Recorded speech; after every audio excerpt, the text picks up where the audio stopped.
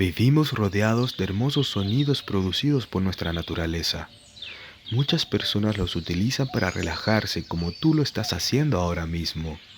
Según un estudio realizado por la Universidad Estatal de Michigan, estos sonidos son beneficiosos, ya que disminuyen el estrés, mejoran el estado de ánimo y el rendimiento cognitivo.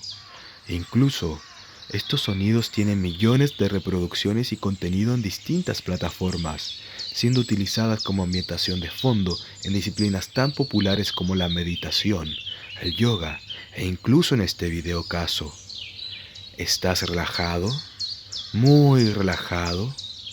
Ahora te pregunto, ¿qué pasaría si perdiéramos estos sonidos? Aquí nace la campaña Sin naturaleza no hay relajo.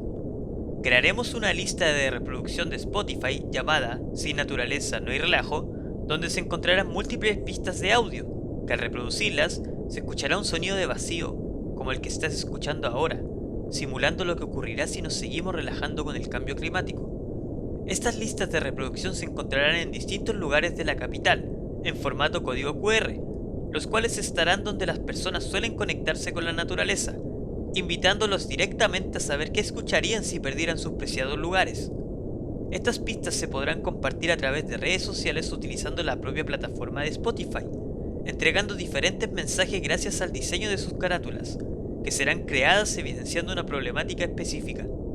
En todos lados donde se vea la campaña, se encontrará una invitación para donar a la causa en la página de Greenpeace, porque sabemos que no podemos relajarnos con el cambio climático. La naturaleza que tanto queremos nos necesita. Sin naturaleza no hay relajo.